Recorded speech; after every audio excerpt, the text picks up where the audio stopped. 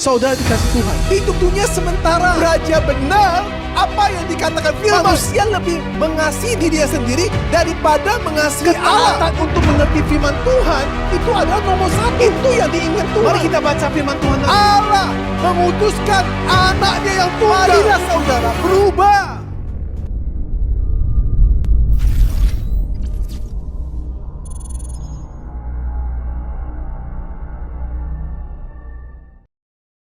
Shalom, selamat pagi semua jemaat-jemaat. Puji Tuhan, hari ini kita kembali diingatkan melalui kebangkitan Kristus. Kita pun kembali disegarkan dan terus diingatkan Tuhan bahwa suatu hari kita pun akan mengalami kebangkitan yang sama seperti yang Tuhan alami. Kendati pun tubuh fisik kita mungkin akan mati, tubuh fisik kita akan mengalami keadaan yang menyedihkan sekalipun. Tapi percayalah, tubuh rohani kita telah diperbaharui oleh Tuhan. Kita akan dibangkitkan, memperoleh tubuh yang baru, dan kita akan tinggal hidup bersama-sama dengan Tuhan yang sudah bangkit itu. Oleh karena itu, pada pagi hari ini kita kembali beribadah kepada Tuhan. Kita bersukacita, kita bersyukur, bersama-sama kita akan memulai ibadah kita pada pagi hari ini. Mari sebelumnya bersama-sama kita bersaat teduh.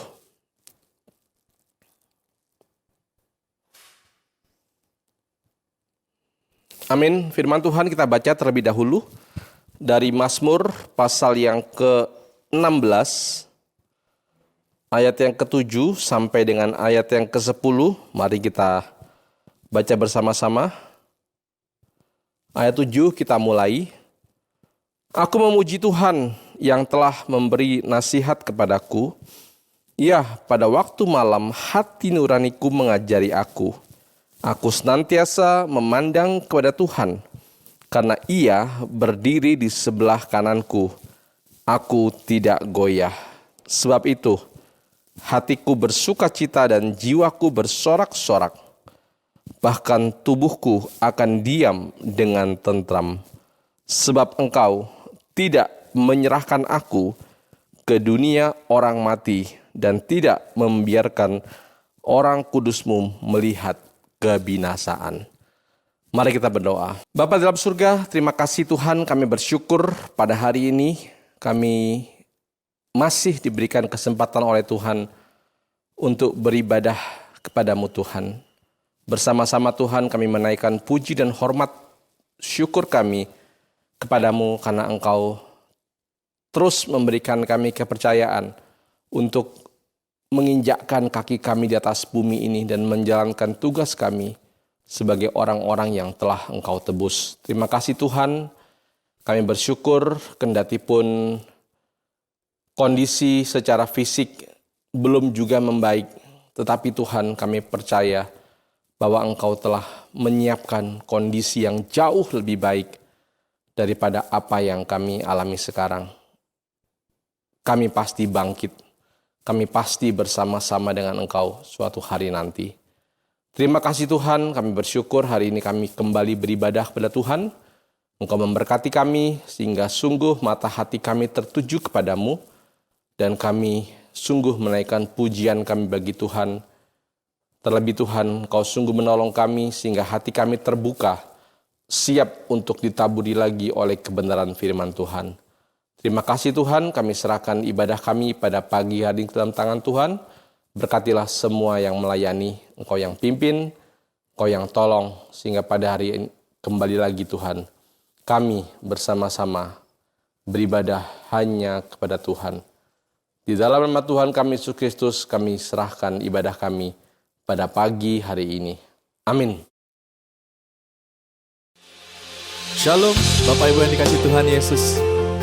Mari pada hari yang luar biasa ini, hari kebangkitan Tuhan kita Yesus Kristus, dengan penuh semangat bangkit, kita masuk dalam ibadah ini. Kita memuliakan Tuhan kita Yesus Kristus. Dialah Raja di atas segala raja. menaikkan pujian berikut dengan penuh rasa syukur dan hormat.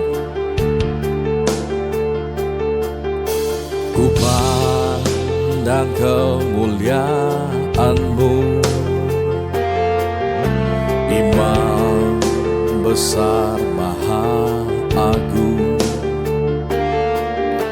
Kaulah pemilik hidupku, Yesus Kristus Tuhan.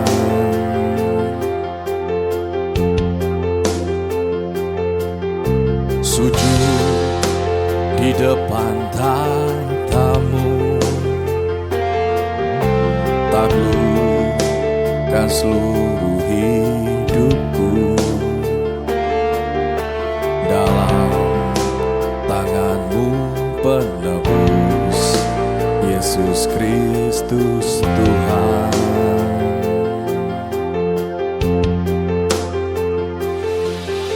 Tiada satu pun yang luput dari karya kasih-Mu yang mulia.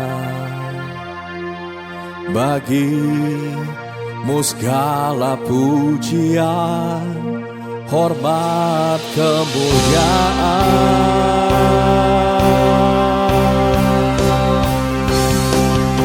Engkau Tuhan ku tinggikan, yang bangkit dan menang, Yesus Kristus Tuhan. Raja mulia dan luhur, berkorban bagiku. Yesus Kristus Tuhan.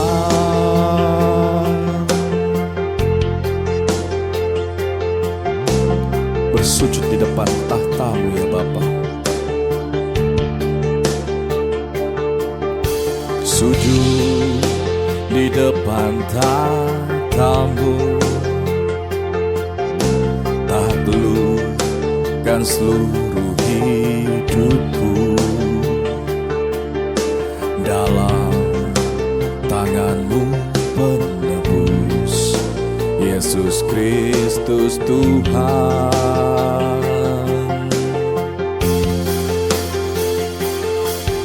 Tiada satu pun yang luput dari karya kasih-Mu yang mulia. Bagi-Mu segala pujian, hormat, kemuliaan.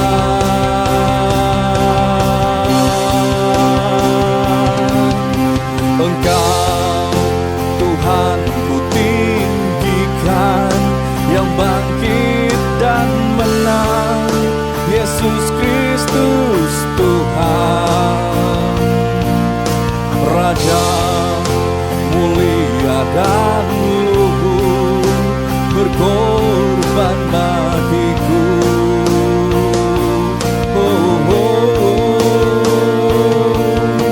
Maka jiwaku memuja, menyembah Sang Raja, Yesus Kristus Tuhan. Kekal sempurna kuasa-Mu, agung telah karya-Mu. Yesus Kristus Tuhan.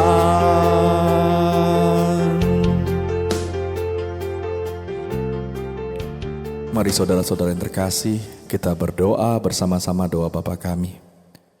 Bapa kami yang di surga, dikuduskanlah nama-Mu, datanglah kerajaan-Mu, jadilah kehendak-Mu di bumi seperti di surga. Berikanlah kami pada hari ini makanan kami yang secukupnya, dan ampunilah kami akan kesalahan kami, seperti kami juga mengampuni orang yang bersalah kepada kami. Dan janganlah membawa kami ke dalam pencobaan, tetapi lepaskanlah kami daripada yang jahat. Karena Engkaulah empunya kerajaan dan kuasa dan kemuliaan sampai selama-lamanya. Amin.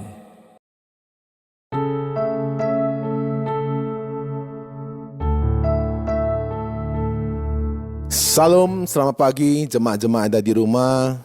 Puji Tuhan, hari ini kita semua memperingati kematian Yesus yang sudah bangkit pada hari ini. Seperti apa yang Tuhan katakan di dalam firman-Nya, bahwa 3 hari dari kematian dia akan bangkit. Inilah hari kebangkitan Tuhan Yesus Kristus. Mari kita semua harus semangat, karena Yesus bangkit, dia hidup kembali.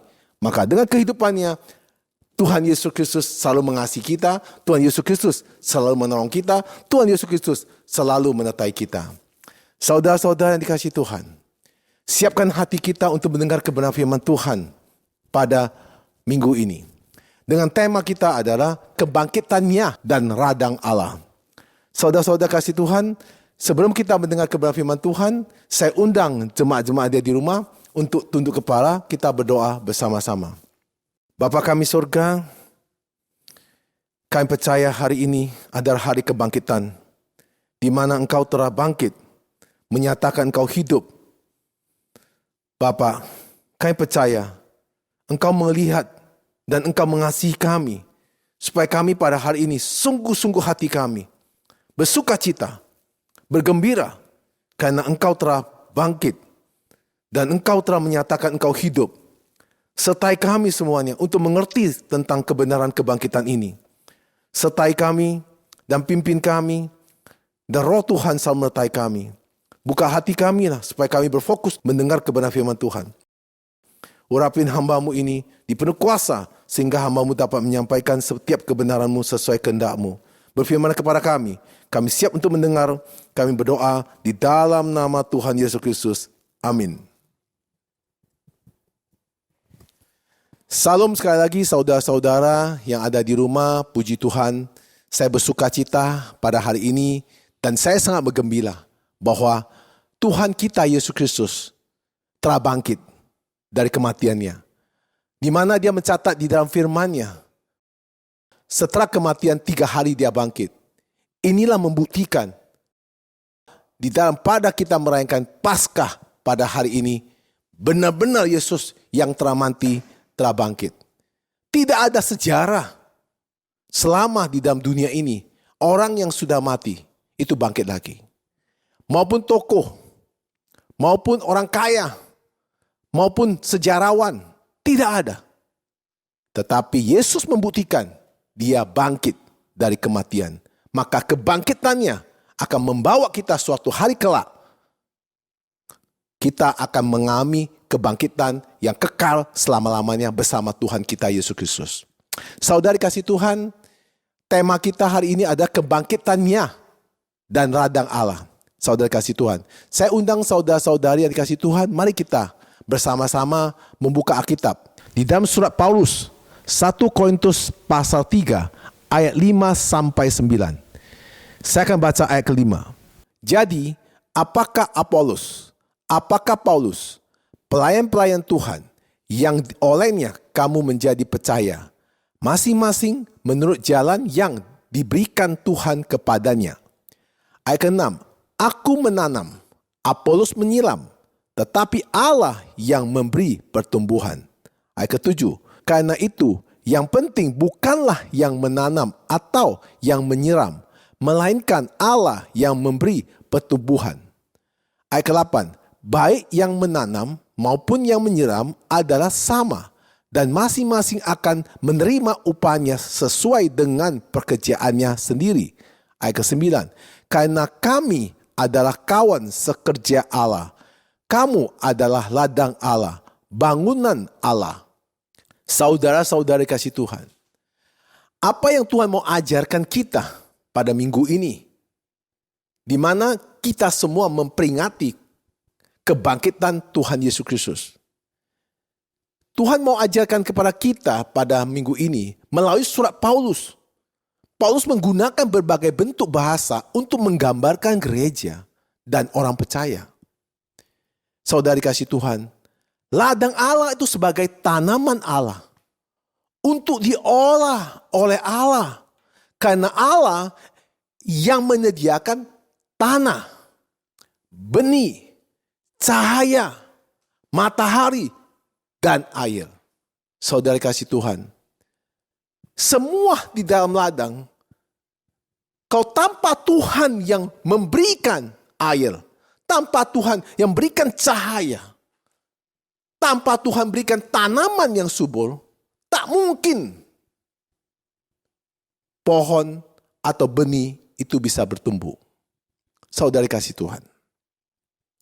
Jadi Paulus itu memberikan pemahaman yang penting untuk mengatasi pepecahan, yaitu sebuah komunitas. Paulus menekankan fokusnya bukan kepada golongan, fokusnya adalah Tuhan. Fokusnya bukan pelayanan Tuhan, tetapi Tuhan Yesus Kristus yang harus kita fokuskan. Kebangkitan Tuhan Yesus itu menyatakan dialah yang bisa suatu hari kelak menyelamatkan kita. Dialah yang bisa memberikan saudara hidup yang kekal. Bukan gereja, bukan komunitas, bukan golongan. Saya kadang-kadang sedih sekali melihat bahwa pada akhir zaman ini banyak sekali gereja mempertahankan doktrin, mempertahankan liturgi. Saya ini yang paling benar. Di sana bilang saya ini juga yang paling benar. Saudara, saya juga sedih sekali melihat pelayan-pelayan gereja yang mempertahankan pemahaman dia, yang mempertahankan pengertian dia, sehingga dia bukan lagi menjadi pelayan atau bukan menjadi pelayan yang memberkati banyak orang. Dia hanya melayani atau melayani untuk golongannya sendiri. Saudara kasih Tuhan. Jadi saudara, yang harus kita fokus ada Tuhan. Karena kebangkitan Kristus itu jelas. Alkitab mencatat kebangkitan Yesus itu pada hari Minggu. Ya hari ini. Kalau saudara membaca Alkitab, bahwa Yesus bangkit, berarti saudara mengerti Yesus bangkit, maka saudara tidak perlu lagi menceritakan tentang golongan dan komunitas apa. Saudara punya Tuhan Yesus Kristus yang selalu menyertai saudara. Gereja manapun Tuhan Yesusnya sama. Komunitas manapun Tuhan Yesus sama. Yang kita sembah, yang kita muliakan, yaitu Tuhan Yesus Kristus. Jadi saudara, pada ayat kelima ada dua kalimat.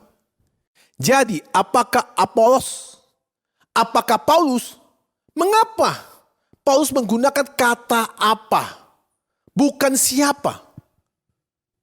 Kalau siapa itu menyebutkan seseorang. Paulus sedang menegaskan tentang fungsi kita semuanya. Kita semua ini adalah alat Tuhan, saudara. Alat Tuhan bekerja sesuai dengan jalan yang diberikan Tuhan kita. Jadi, kalau kita bekerja itu kerjanya untuk Tuhan. Bukan untuk siapapun, saudara. Kalau kita tidak diberikan kerja Tuhan, kita nggak bisa kerja untuk Tuhan. Jadi berbeda. Maka kebangkitan Kristus itu mewarnai bahwa kita sadar Tuhan lagi menyoroti kita. Tuhan lagi mensadarkan kita. Hai saudara-saudara semua umat Tuhan. Kita kerja untuk Tuhan. Saudara kasih Tuhan. Pada ayat yang kelima dan sampai ke-8. Ada 4 kali Paulus mengkontrasikan kedudukan hamba Tuhan. Paulus dan Apolos hanya pelayan. Yang memberikan tugas adalah Tuhan. Tanpa Tuhan memberikan tugas kepada Paulus, Paulus tidak bisa bekerja apapun. Tanpa Tuhan memberikan tugas kepada Nabi, Nabi pun tidak bisa bekerja apapun. Tanpa Tuhan memberikan tugas kepada saya pun tidak bisa kerja apapun. Saya bisa melayani karena Tuhan berikan tugas kepada saya. Saya bisa doa seseorang dalam kesembuhan. Bukan karena saya bisa, Tuhan beri tugas kepada saya. Saya bisa mendampingi orang yang punya masalah untuk menyelesaikan. Karena Tuhan berikan tugas kepada saya untuk menjalankan. Kalau tanpa Tuhan memberikan tugas kepada saya tak mungkin bisa lakukan apapun. Karena saya manusia, hanya sebatas yang bisa lakukan adalah hanya makan, tidur. Tuhan memberikan tugas apa kepada kita? Yang pertama, Tuhan memberikan tugas kepada Paulus menanam. Kedua, Tuhan memberikan Apolos menyiram. Yang ketiga, Tuhanlah yang memberikan pertumbuhan. Jadi, Paulus menanam, Apolos menyiram. Yang bisa bertumbuh, itu benihnya adalah Tuhan yang berikan pertumbuhan. Penanam atau penyiram itu hanya alat Allah. Yang penting adalah Tuhan Yesus Kristus. Saudara kasih Tuhan. Contoh saudara kasih Tuhan. Gereja itu bukan siapa pendeta yang khotbah. Inilah kesalahan yang paling besar di abad 21 ini. Orang datang ke gereja bukan cari Tuhan Yesus Kristus. Orang ke gereja cari pendeta siapa yang khotbah. Saudara, ini satu kesalahan paling besar. Siapa yang khotbah di gereja itu tidak penting. Yang penting adalah saudara mendengar kebenaran firman Tuhan ya. Karena Tuhanlah yang memberikan pertumbuhan pada umat Tuhan. Gereja itu hanya sebagai wadah tempat kita berkumpul. Tetapi firman-Nya yang akan membuat kamu itu bertumbuh. Firman-Nya yang akan membuat kamu mendapat sukacita. Firman-Nya yang akan menyembuhkan segala penyakitmu. Firman-Nya yang akan memberkatimu. Saudara kasih Tuhan. Jadi penanam sama penyiram itu satu derajat. Semuanya adalah alat Tuhan. Jadi saudari kasih Tuhan, kalau saudara di gereja manapun, Tuhan Yesuslah yang berikan saudara berkat dan upah. Kalau saudara datang gereja cari pendeta, maka saudara tidak akan mendapat upah. Saudara datang gereja mencari Tuhan Yesus Kristus dan firman-Nya, saudara akan mendapat upah dan berkat. Saudara dikasih Tuhan. Dimanapun Tuhan utama, bukan pekerja gereja, bukan hamba Tuhan, itu semua adalah alat, saudara kasih Tuhan. Saya kasih beberapa contoh lagi. Saya pribadi sebagai hamba Tuhan, berdoa. Berdoa apa? Selalu saya berdoa, fokusnya kepada Tuhan. Bukan fokus kepada apa? Fokus kepada umat Tuhan. Kalau saudara kita fokus kepada umat Tuhan, maka kita akan masalah. Kita fokus kepada Tuhan. Biar Tuhanlah yang memberkati umat-umat yang saya doakan. Biar Tuhanlah yang memberkati umat-umat yang dalam kesulitan keuangan. Biar Tuhanlah yang menyembuhkan semua penyakit umat-umat Tuhan. Jadi fokus saya kepada Tuhan. Saya 17 tahun memegang konkret dalam hati saya. Saya tidak pernah mau fokus pada manusia. Karena fokus manusia, saya tidak bisa melakukan apapun untuk manusia. Saya sendiri pun tidak bisa melakukan untuk diri saya sendiri. Maka saya selalu fokus kepada Tuhan. Kalau saudara lihat bahwa jemaat kalau mau diberkati, maka kita jadi hamba Tuhan doa pada Tuhan supaya Tuhan yang mencurahkan berkat kepada jemaat kita. Kalau jemaat ada masalah, kita berdoa pada Tuhan, Tuhanlah yang menyelesaikan masalah jemaat kita. Itu. Jadi kita jangan terbalik. Kalau kita terbalik, maka kita jadi masalah. Kita tidak menghargai kebangkitan Yesus Kristus. Saudara dikasih Tuhan, ladang yang kering. Kenapa bisa ladang kering? Ada ladang subur, ada ladang kering. Karena ladang kering itu karena tidak mendapat air. Tanah yang kering akan menjadi keras tanamannya. Lumpur itu akan menjadi mati. Pohon juga tidak bisa bertumbuh, layu dan kering. Saudara dikasih Tuhan. Petani juga sulit mengolah kalau ladang kering. Karena dia tidak ada hujan. Petani terus berdoa, Tuhan turun hujan.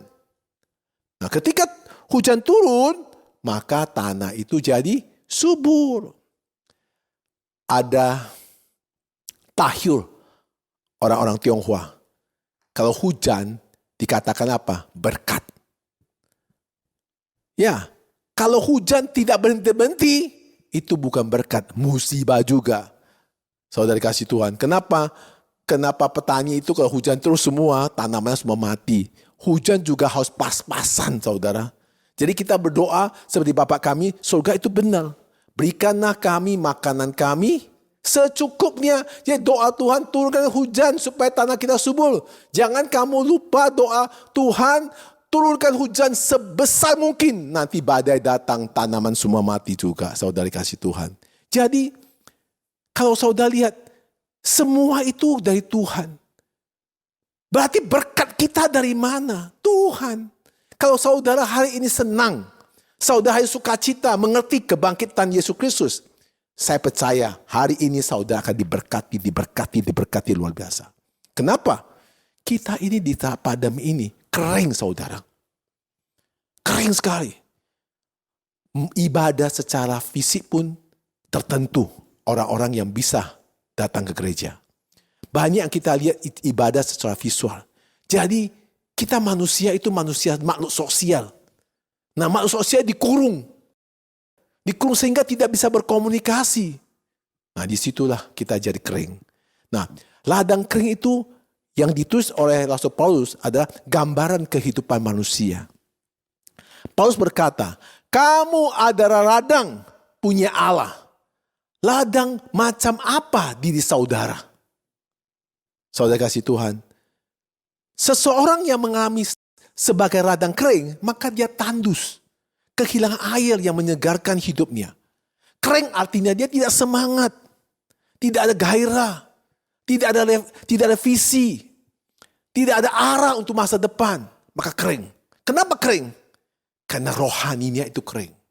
Saya berkali-kali melihat orang yang rohani kering, dia akan tidak ada visi lagi. Tidak semangat hidup, lesu. Kita boleh sulit. Kita boleh keuangan kita menipis. Kita boleh kesusahan. Tetapi jiwa kita harus penuh semangat. Kenapa? Karena Yesus Kristus telah bangkit. Maka kita harus semangat. Jangan sampai selalu menganggap kerja kita sia-sia. Capek.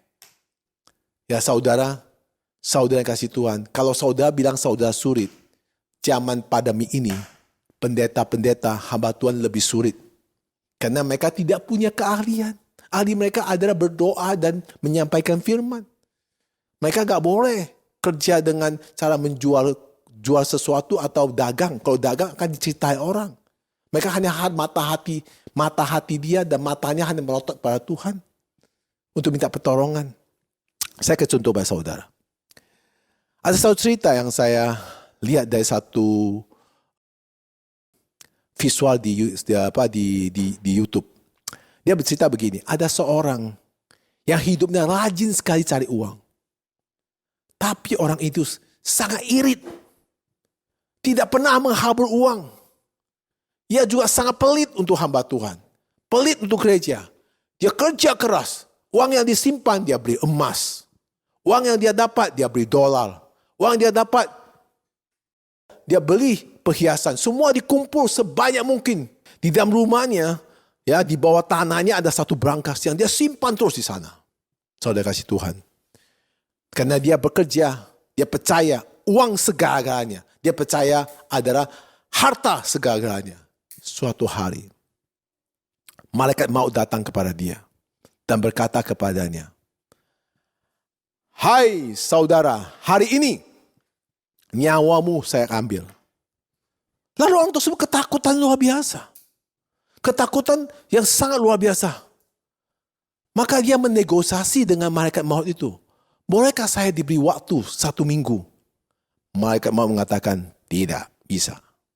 Bagaimana 1 hari? Malaikat maut mengatakan, tidak bisa juga. Bagaimana kalau 1 jam? Malaikat maut mengatakan, tidak bisa juga. Nah akhir negosiasi dia berpikir bagaimana. Oh kalau itu 5 menit kasih saya waktu. Malaikat maut melihat, ya sudah 5 menit. Oke saja saya tunggu. Maka di situ dah dia tulis surat kepada semua keluarganya. Dia berkata, hidup ini sebenarnya kesempatan adalah untuk mendekat Tuhan. Saya sudah gagal dalam hidup saya. Selama hidup saya hanya mencari uang, mencari harta.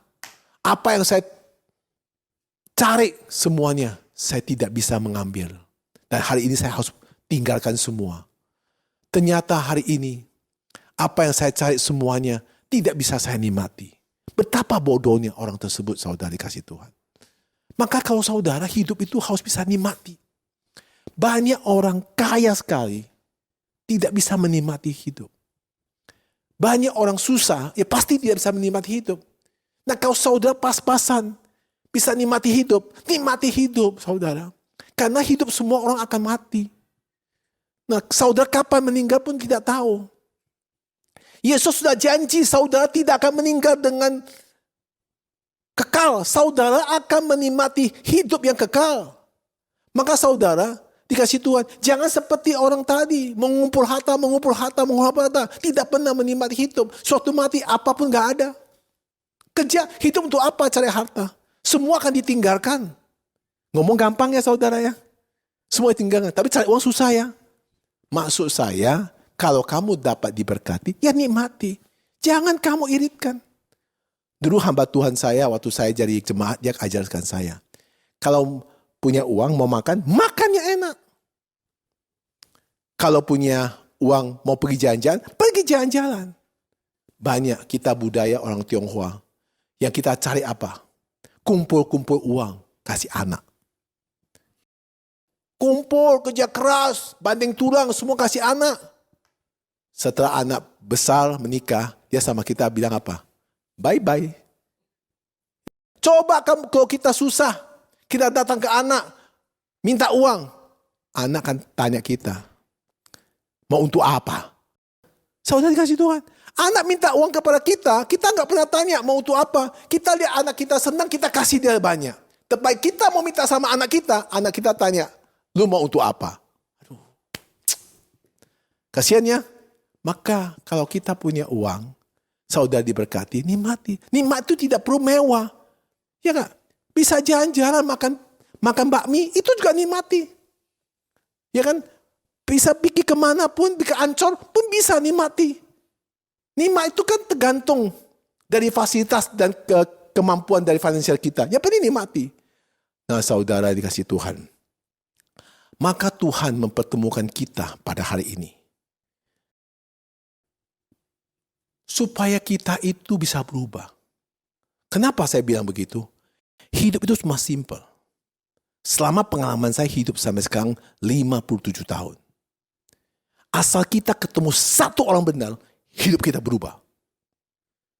Hari ini kita ketemu dengan Yesus Kristus, maka hidup kita bisa berubah. Hari ini kita ketemu dengan hidup orang yang benar, maka dia akan membimbing kita, mentor kita, hidup kita berubah. Simple hidupnya.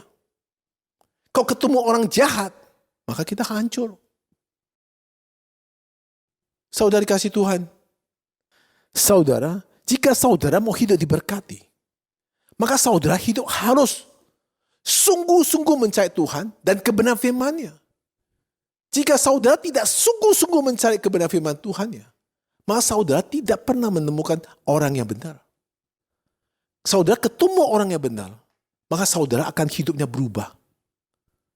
Berubah semua. Berubah ke rohani, berubah cara pikir, berubah juga cara menjalankan hidup. Saudara akan berubah semua. Jika ketemu satu orang salah, maka saudara akan masuk neraka. Jika saudara ketemu orang itu adalah orang yang tidak benar atau dia iblis, maka saudara akan susah dan masuk neraka. Nah saudara, simple. Saya diajarin oleh berbagai teman-teman waktu saya masih tinggal di Hong Kong. Dia selalu mengajar kepada saya gini, Pak Elson, simple aja hidup ini. Harus ketemu satu orang benar.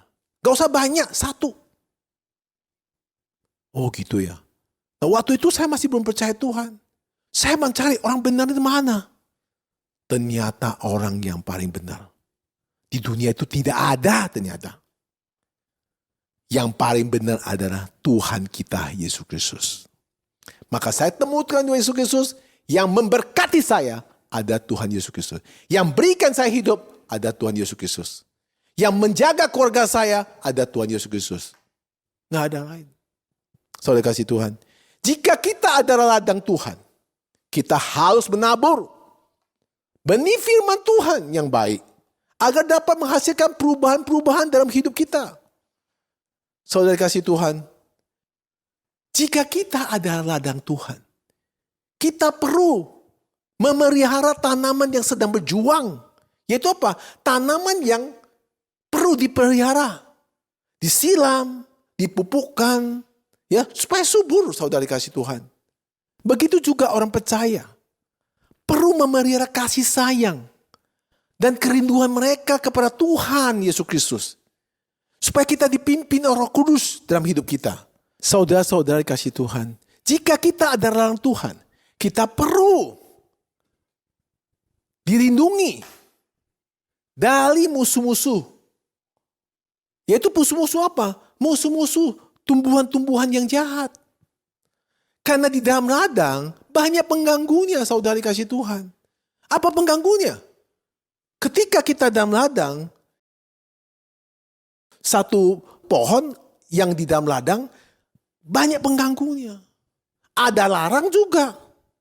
Ada juga tikus. Ada kerinci. Ada belalang. Ada hama-hama yang jahat. Itu akan mengancam pertumbuhan kita, saudari kasih Tuhan. Demikian juga ada banyak sekali musuh pertumbuhan rohani. Maka kita harus menjaga pikiran kita. Jangan sampai pikiran kita menjadi pikiran jahat. Kalau pikiran kita sudah menjadi pikiran jahat, maka akan merusakkan semua hidup kita, saudari kasih Tuhan. Kita harus jaga kasih sayang kita kepada Tuhan. Bukan kita jaga kasih sayang kita kepada manusia, kita jaga kasih sayang kita dengan Tuhan. Supaya kita jangan sampai menimbulkan luka dan masalah. Jangan sampai kita itu kecewa sama Tuhan. Saya selalu berkali-kali memperingati kepada semua umat Tuhan. Jangan sampai kita kecewa sama Tuhan. Tuhan itu berdaulat. Hari ini kita merayakan Paskah. Hari ini kita merayakan kebangkitan Yesus Kristus. Berarti Yesus katakan, aku bangkit untuk siapa? Untuk saudara juga. Ya, kalau saya lihat saudara kayak gini gak berubah. Ya kalau aku jadi Yesus, aku gak mau bangkit, aku tidur lagi. Karena Yesus bukan seperti saya. Yesus bangkit kenapa? Memang dia datang ke dunia ini dari awal seperti 3 hari lalu kita sudah mendengar firman Tuhan. Dia salib demi saudara, dia bangkit untuk saudara. Kok manusia capek. Dia saudara gak pernah tobat-tobat. Pandemi ini juga gak tobat-tobat. Pandemi sekarang ini terjadi pada seluruh dunia. Setiap negara usahakan untuk mengadakan vaksin. Kenapa nggak ada vaksin? Supaya virus itu bisa punah.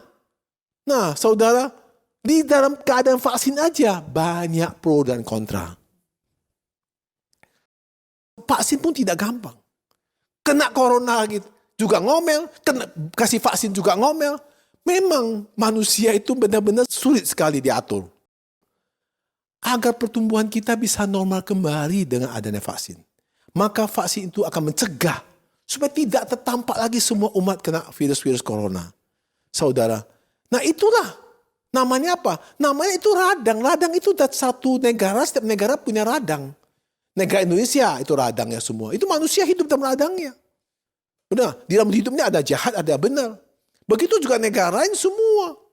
Jadi setiap ladang itu juga harus dipelihara dengan baik dan dilawat dengan benar. Mari kita buka firman Tuhan. Lukas pasal 10 ayat kedua. Katanya kepada mereka, tuaian memang banyak, tetapi pekerja sedikit. Karena itu mintalah kepada Tuhan yang mempunyai tuaian, supaya ia mengirimkan pekerja-pekerja untuk tuaian itu. Saudara kasih Tuhan, kata tuaian kita garis bawahi sekarang. Kata tuaian itu adalah orang yang membutuhkan pertolongan. Saudara kasih Tuhan, pertama, pertolongan apa? Kesulitan keuangan dalam kehidupan sehari-hari. Kita butuh pertolongan. Tanam itu juga butuh hujan, air, butuh matahari. Nah kita hidup butuh uang. Untuk apa? Untuk melakukan, beri sesuatu, beri makanan pokok. Beri tempat untuk teduh. Nah itu kita butuh uang sehari-hari yang pertama. Yang kedua, orang yang mengalami penyakit yang telah menggerogoti tubuhnya belum sembuh. Dia berobat di mana-mana pun tidak mendapat kesembuhan. Nah, di situ dia butuh pertolongan Tuhan. Yang bisa sembuhkan Tuhan Yesus dan firman-Nya. Orang tidak mau dengar firman Tuhan. Orang tidak mau sama Yesus ya. Orang mau hambanya yang menyembuhkan. Hamba itu sakit pun harus ke dokter, saudara kasih Tuhan. Hamba itu sakit pun harus minta pertolongan Tuhan. Jadi yang sembuhkan itu adalah firman. Yang sembuhkan itu adalah Tuhan Yesus. Tuhan ketiga, yaitu orang-orang yang tidak harmonis dalam keluarga. Sehingga terjadi perpecahan anggota keluarga. Bagaimana menyelesaikannya? Itu butuh Tuhan Yesus. Butuh Roh Kudus yang bisa merunakkan hati anggota keluarga. Butuh Roh Kudus yang menjamah suami istri itu. Berikan kasih kepada mereka. Ya, terjadi percecokan antara keluarga. Percecokan antara suami istri. Siapa yang bisa menyelesaikan? Nggak ada satu orang pun. Saudara kasih Tuhan, hamba Tuhan pun tidak mampu selesaikan kalau bukan pertolongan dari Tuhan. Kalau bukan Roh Kudus yang menjamah orang itu. Semua harus dari Tuhan. Yang keempat, saudara kasih Tuhan, Tuhan yang keempat itu apa? Mereka-mereka yang menderita akibat perbuatan sendiri. Bagaimana perbuatan mereka sendiri? Menjadikan perbuatan-perbuatan yang salah. Bahkan sengaja berbuat salah. Bagaimana menyelesaikan itu? Nah, kenapa? Karena orang tersebut itu selalu hidupnya sering sekali cuek. Tidak pernah mau menerima nasihat. Baik nasihat pada temannya maupun nasihat pada hamba Tuhan. Di sini dengar, sini keluar. Maka saudara dikasih Tuhan, orang tersebut jauh dari Tuhan. Meskipun orang tersebut itu rajin beribadah. Meskipun orang itu rajin berdoa. Hatinya jauh dari Tuhan. Boleh dikatakan Tuhan yang keempat ada orang-orang bebal. Yang merasa dia punya diri udah benar. Yang merasa dirinya dia dekat Tuhan. Padahal dia gak pernah dekat Tuhan. Kalau dia dekat Tuhan, dia pasti takut akan buat dosa. Kalau dia dekat Tuhan, dia pasti takut akan berbuat yang tidak benar. Karena dia cuek. Ya, orang tersebut itu biasa orang yang nyaman. Ya, terlalu cuek. Nah, jadi saudara, yang bisa sadarkan dia siapa? Tuhan. Kadang saya sering dia loh, orang rajin ibadah. Rajin berdoa. Rajin ikut PA. Tetapi perbuatannya mengerikan saudara kasih Tuhan. Nah, siapa yang bisa tegur dia? Gak ada. Hamba Tuhan tegur dia pun gak mempan. Apalagi ini orang kaya lagi. Lebih susah ditegur. Ya syukurlah. Saya 17 tahun. Saya melayani. Saya gak peduli orang itu kaya atau gak mampu. Yang penting saya sampaikan kebenaran itu. Nah, saudara kasih Tuhan. Sebagai ladang Tuhan, kita dapat menantikan tuaian itu. Kalau kita mau menantikan tuaian itu, kita harus berubah paradigma kita. Kita rubah mindset kita. Supaya apa? Supaya kita bisa menghasilkan buah. Buah untuk siapa? Bagi kemuliaan Tuhan. Apa yang kamu diberkati? Untuk Tuhan. Ingat saudara baik-baik. Semua berkat datang dari Tuhan. Yesus bangkit dari kayu salib. Supaya apa? Supaya mencurahkan berkat kelimpahan. Memberikan makanan kecukupan pada saudara. Saudara hidup mendapat berkat yang kelimpahan. Supaya berkat itu dipakai untuk kemuliaan Tuhan. Banyak orang salah. Banyak orang pakai diberkati. Bukan untuk kemuliaan Tuhan. Nikmati. Setelah dia susah, dia bawa datang gereja. Saya Tuhan. Masih ingat minggu lalu saya khotbah. Orang doa pagi, jam 3 pagi datang. Tapi waktu dia udah diberkati, hilang orangnya. Saya memberkati pasangan hidup di dalam gereja. Sudah banyak. Yang janji itu, waduh luar biasa. Begitu udah diberkati pernikahannya, hilang orangnya. Apalagi sudah diberkati usahanya, hilang orangnya. Yang gak tahu itu semua datang Tuhan. Saya ingat loh, hari ini saya bisa hidup karena Tuhan. Saya ingat hari ini semua kehidupan makanan saya yang saya bisa makan, itu dari Tuhan. Begitu saya ingat juga, apa yang istri saya dapat semua dari Tuhan. Apa yang anak saya dapat semua dari Tuhan. Bukan dari saya.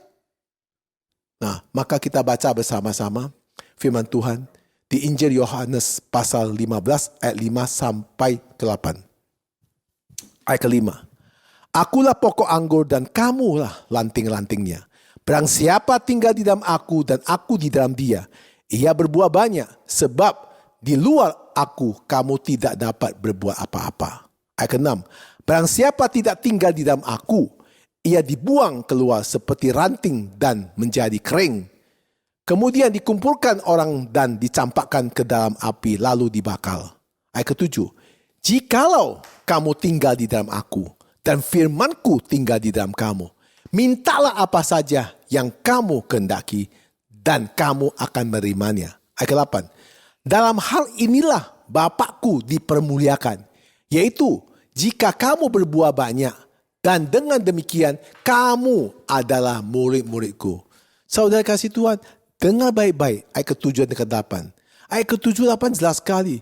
Jika kamu tinggal di dalam Kristus Yesus dan firman Tuhan ada di dalam kamu, kamu minta apa saja, Tuhan akan berikan dan kamu akan menerima dan diberkati.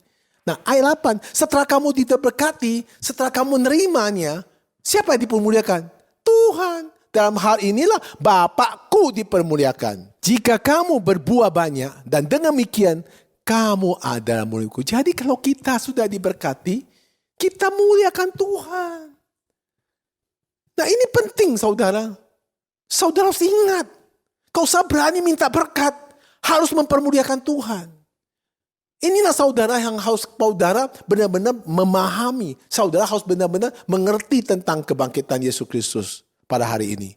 Saudara kasih Tuhan, kita tidak boleh menjadi lelah dalam setiap pengumuman hidup kita. Apabila kita ingin melayani Tuhan, kita juga harus bisa menyenangkan Tuhan. Gak boleh capek sama Tuhan. Saudara, saya belajar, saya gak pernah mau capek untuk pekerjaan Tuhan. Saya tidak pernah menghitung bahwa kalau saya menyampaikan Injil, harus banyak yang dengar. Saya gak pikir ke sana. Kalau saya doa orang dan orang itu harus berkati saya tidak pikir ke sana. Yang penting nama Tuhan yang selalu dipermuliakan. Apa yang saya kerjakan semua untuk Tuhan. Apa yang saya kerjakan dalam doa semua untuk Tuhan. Sehingga apa? Sehingga nama Tuhan dipermuliakan. Saudara kasih Tuhan, mari kita baca satu firman Tuhan lagi. Galatia pasal 6 ayat ke-9. Janganlah kita jemu-jemu berbuat baik. Karena apabila sudah datang waktunya, kita akan menuai jika kita tidak menjadi lemah. Jadi berbuat baik itu jangan capek. Berbuat baik, berbuat terus. Kalau berbuat baik dibalas dengan kejahatan, biarin aja. Yang berkati kita Tuhan. Jangan minta orang berkati kita. Ketika Anda minta orang berkati kita, maka kita akan mengalami batu santungan. Minta sama Tuhan, minta sama manusia terbatas, minta sama Tuhan. Saya punya prinsip, kalau saya butuh uang, saya minta sama Tuhan. Saya butuh sesuatu, saya minta sama Tuhan. Minta sama orang, tarsok, tahu tarsok gak? Besok lusa. Udah besok lusa, minggu depan, bye-bye. Jadi gak bisa meminta manusia sekali, kedua kali, batu santungan kamu. Dicerita di mana-mana. Saudara minta sama Tuhan. Manusia kasih kita terbatas. Berapa sih manusia bisa kasih kamu? Kalau manusia itu untuk dirinya sendiri, berapapun dia mau habis. Dia suka barang yang dia suka, dia berapapun berani beri. Kalau dia sakit, berapapun dia obati. Tapi untuk pekerjaan Tuhan terbatas. Maka saudara belajar. Pada hari ini ada hari kebangkitan Yesus Kristus. Minta sama Tuhan Yesus Kristus. Tuhan sedang bekerja untuk menolong saudara-saudara. Supaya saudara itu menjadi tanaman yang indah dan produktif. Saudara kasih Tuhan. Mari kita baca firman Tuhan di Filipi pasal 2 ayat 13. Karena Allah lah yang mengerjakan di dalam kamu. Baik kemauan maupun pekerjaan menurut kelelahannya. Saudara kasih Tuhan. Saudara bisa menjadi indah di mata Tuhan. Dan juga indah di mata manusia. Dan indah juga di dalam diri saudara sendiri. Maka dengan itu, saudara mempunyai kesempatan menjadi ladang Tuhan yang baik. Marilah saudara, kita menjadi ladang Tuhan yang baik. Supaya hidup kita disiram oleh Tuhan, diberkati oleh Tuhan, dan dijaga oleh Tuhan, dilawati oleh Tuhan. Mintalah segala sesuatu sama Tuhan. Jangan minta pada manusia. Selamat Paskah, Tuhan Yesus memberkati. Mari kita berdoa. Terima kasih Tuhan Yesus Kristus atas firman-Mu pada hari ini, di mana kami memperingati kebangkitan Tuhan Yesus Kristus dari kayu salib. Kami percaya hari ini Tuhan mau kami sebagai ladang yang subur, ladang yang diberkati oleh Tuhan. Maka Tuhan mengajar kami melalui firman-Mu, memberikan kami pemahaman supaya kami terus-menerus mendekati Tuhan. Karena Tuhanlah yang memberikan berkat pada kami. Tuhanlah yang melawat kami. Tuhanlah menjaga kami. Bahkan sampai akhir dalam hidup kami pun Tuhan memberikan kami keselamatan dalam hidup yang kekal selama-lamanya. Terima kasih atas pengertian ini. Terima kasih atas firman-Mu dan berkati kami semuanya. Kami berdoa di dalam nama Tuhan Yesus Kristus. Amin.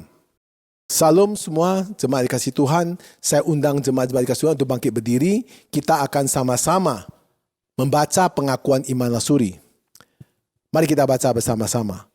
Aku percaya kepada Allah, Bapa yang Maha Kuasa, Khalib langit dan bumi, dan kepada Yesus Kristus, anaknya tunggal Tuhan kita, yang dikandung dari Roh Kudus, lahir dari anak darah Maria, yang menderita sengsara di bawah perintah Pontius Pilatus, disalibkan, mati dan dikuburkan, turun ke dalam kerajaan maut, pada hari ketiga bangkit pula dari antara orang mati, naik ke surga, di sebelah kanan Allah Bapa yang Maha Kuasa, dari sana ia akan datang untuk menghakimi orang yang hidup dan yang mati.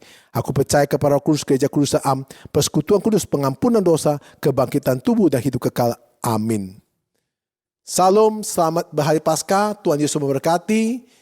Mari kita semua menjadi umat Tuhan yang indah di mata Tuhan, indah di mata manusia, indah pada diri kita sendiri. Tuhan Yesus memberkati.